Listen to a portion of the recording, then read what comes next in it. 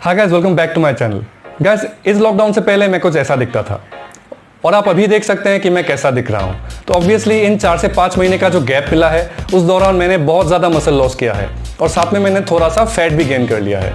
आप लोगों में से भी कोई ऐसे होंगे जिन्होंने बहुत ज़्यादा मसल लॉस किया है या फिर थोड़ा सा फैट भी गेन किया है और अभी आप चाहते हैं खुद को ट्रांसफॉर्म करना। तो इसलिए इस वीडियो में मैं आपके लिए लाया हूँ 6 प्रो टिप्स जो फॉलो करना बहुत ज़रूरी है इतने लंबे गैप के बाद खुद को ट्रांसफॉर्म करने के लिए। ये ट्रांसफॉर्मेशन नॉर्मल ट्रांसफॉर्मेशन की तरह नहीं होने वाला है क्योंकि नॉर्मल ट्रांसफॉर्मेशन में इतना लंबा गैप आपको शायद नहीं मिलता है। इतना लंबा गैप मिलने की वजह से जो आपका मसल कॉम्पोजिशन है वो बिल्कुल बिगड़ चुका है। तो उसको भी ध्यान रखते हुए कुछ इंपॉर्टेंट टिप्स और रूल्स आपको फॉलो करने हैं ताकि आपके ट्रांसफॉर्मेशन का जो स्टार्टिंग फेस है वो बिल्कुल सही से आप फॉलो करें, क्योंकि अगर स्टार्टिंग सही नहीं हुआ तो उसका जो एंड रिजल्ट है वो भी बिल्कुल सही नहीं होगा। इस वीडियो को एंड तक जरूर देखिए, आप जरूर कुछ सीख के जाएंगे।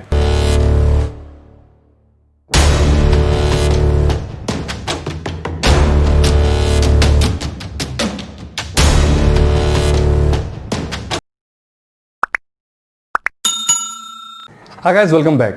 गाइस, तो आज के लिस्ट में जो फर्स्ट प्रो टिप है वो है डूइंग लेस कार्डियो। अगर आप कोई ऐसा इंसान है जिन्होंने इस लॉकडाउन में बहुत ही ज़्यादा फैट गेन कर लिया है तो ऑब्वियस बात है कि आप सोच रहे होंगे कि जिम स्टार्ट करते ही आप बहुत ज़्यादा कार्डियो कर लेंगे तो आपका जो फैट गेन हुआ है वो बिल्कुल रिड्यूस हो जाएगा। ये एक बहुत ही बड़ा मिसकंसेप्शन है क्योंकि इतने लंबे गैप मिलने की वजह से आपका मसल कॉम्पोजिशन भी बिगड़ चुका है। तो अगर आप जल्द से जल्द कार्डियो स्टार्ट करेंगे तो फैट के साथ आपका मसल भी बिल्कुल लॉस हो जाएगा। इन शॉर्ट, आपके बॉडी का जो शेप है वो बिगड़ जाएगा और आप अच्छे नहीं दिखेंगे। तो इसका सोल्यूशन यही है कि आप हफ्ते में मैक्सिमम 2 से 3 दिन तक ही कार्डियो कीजिए। वो भी आप अपना कार्डियो टाइम और जो कार्डियो सेशन है उसको 20 से 30 मिनट तक ही रखिए। उससे ज़्यादा आप अगर कार्डियो करना स्टार्ट करेंगे तो मसल लॉस होना बिल्कुल निश्चित है। अब नेक्स्ट जो प्रो टिप है ये है डूइंग कंपाउंड लिफ्ट्स। अगर आप कोई ऐसा इंसान है जो सिर्फ यही सोच रहे हैं कि आपका सिर्फ बाइसेप हो या शोल्डर हो, सिर्फ उन्हीं में कुछ कमी आया है इन 4 से 5 महीने में, और आप ऐसे प्लान कर रहे हैं कि अगर मेरा बाइसेप छोटा हुआ है तो मैं बाइसेप को ही ट्रेन करूंगा ज़्यादा, तो मैं ज़्यादा से ज़्यादा मसल बाइसेप में ग्रो कर सकता हूँ। ये भी एक बहुत बड़ा मिसकंसेप्शन है।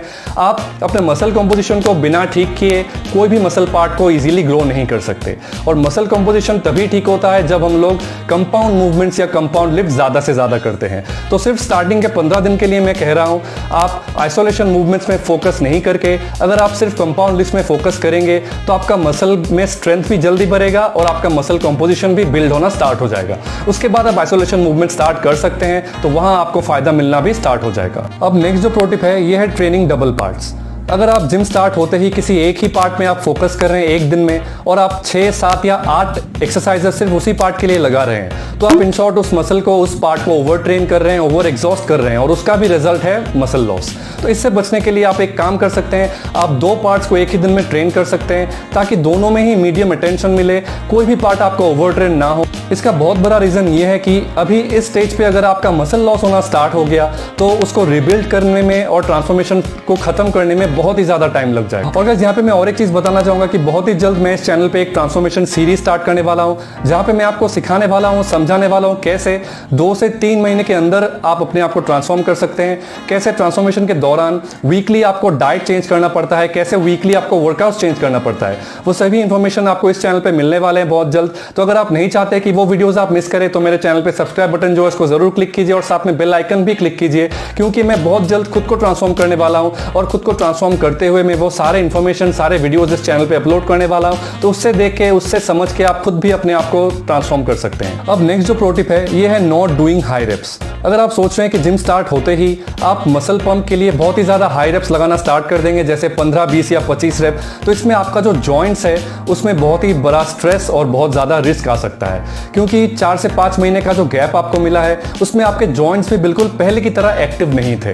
तो आपको अपने जॉइंट्स को थोड़ा सा टाइम देना चाहिए और इसका परफेक्ट सोल्यूशन ये है कि आप एक मीडियम वेट लेके मीडियम रेप्स ही लगाए, जैसे 10 से 12 मैक्सिमम रेप्स आप लगा सकते हैं ताकि धीरे धीरे आपका स्ट्रेंथ भी वापस आता रहे और आपका मसल पंप और आपका हाई रेप्स लगाने का कैपेबिलिटी जो है वो भी धीरे धीरे बनता रहे। अब नेक्स्ट जो प्रो टिप है ये है स्ट्रेचिंग एवरीडे। बहुत लोग सिर्फ इतना समझते हैं कि वर्कआउट के पहले जो वो स्ट्रेच करते हैं सिर्फ उतना ही इंपॉर्टेंट है उनके बॉडी को वार्म अप करने के लिए, बट सही से मसल ग्रोथ और मसल को हील करने के लिए वर्कआउट के बाद भी स्ट्रेच करना बहुत इंपॉर्टेंट होता है। अगर आप वर्कआउट वर्कआउट के बाद स्ट्रेच नहीं कर रहे हैं तो आपका जो मसल है वो रिलैक्स नहीं हो रहा है, वो एक्टिवेट नहीं रह सकता है और वो जल्द से जल्द ग्रो नहीं हो सकता है। तो अगर आप भी चाहते हैं कि ट्रांसफॉर्मेशन स्टार्ट करते ही आपको जल्द से जल्द ग्रोथ मिले तो ये स्ट्रेच करना बिल्कुल मत भूलिए। वर्कआउट के पहले करना ऑब्वियसली ज़रूरी है, मैं उसको करने के लिए मना नहीं कर रहा हूँ, बट हर एक दिन वर्कआउट के बाद आप कम से कम 5 से 10 मिनट स्ट्रेचिंग कीजिए। एटलीस्ट उस मसल पार्ट को स्ट्रेच कीजिए जिस मसल पार्ट को आपने ट्रेन किया। अब नेक्स्ट जो प्रो टिप है ये है not starting with high protein. हम लोग का एक टेंडेंसी है, एक माइंडसेट है हम लोग का कि मसल गेन करना है तो प्रोटीन हाई होना बहुत ज़रूरी है। ये ऑब्वियसली ट्रू है, बट इतना लंबा गैप मिलने के बाद ये ऑब्वियसली ट्रू नहीं है। अगर आप इतना लंबा गैप मिलने के बाद भी अचानक से अपने डाइट पे प्रोटीन के अमाउंट इंक्रीज कर रहे हैं तो आपका डाइजेशन का प्रॉब्लम ऑब्वियसली होगा, और साथ में जितना ज़्यादा प्रोटीन आप कंज्यूम कर रहे हैं उतना प्रोटीन आप एब्जॉर्ब कर पा रहे हैं कि नहीं अपने बॉडी में, उस बारे में कोई गारंटी नहीं है। हो सकता है आप सिर्फ आधा प्रोटीन ही एब्जॉर्ब कर पा रहे हैं तो बाकी जो प्रोटीन है वो बिल्कुल वेस्ट जा रहा है। इसका सोल्यूशन ये है कि आप एक मीडियम अमाउंट ऑफ प्रोटीन से स्टार्ट कीजिए और हर दिन आप थोड़ा थोड़ा करके प्रोटीन इंक्रीज करते रहिए ताकि एटलीस्ट 15 दिन बाद आप वापस उसी लेवल में पहुंच सके जितना प्रोटीन आप पहले कंज्यूम करते थे। तो इस वीडियो में इन सारे टिप्स से अगर आपने नया कुछ सीखा है, कुछ समझा है, तो इस वीडियो को लाइक और शेयर करना बिल्कुल मत भूलिएगा। और अगर फिर भी आपका कुछ कंफ्यूजन है तो आप नीचे बिल्कुल कमेंट कर सकते हैं, मैं हर कमेंट का रिप्लाई जरूर देता हूं। और मैं इंस्टाग्राम में भी ऐसे फिटनेस डाउट्स और फिटनेस क्वेरीज क्लियर करता रहता हूं। अगर आपको भी कुछ डाउट है तो आप मुझे डीएम कर सकते हैं, लिंक आपको नीचे डिस्क्रिप्शन में मिल जाएगा। और अगर आप नहीं चाहते मेरे ट्रांसफॉर्मेशन सीरीज को मिस करना तो सब्सक्राइब बटन क्लिक करना बिल्कुल मत भूलिए। मैं बहुत ही जल्द और एक ऐसा वीडियो लाने वाला हूं। मिलते हैं मेरे नेक्स्ट वीडियो में।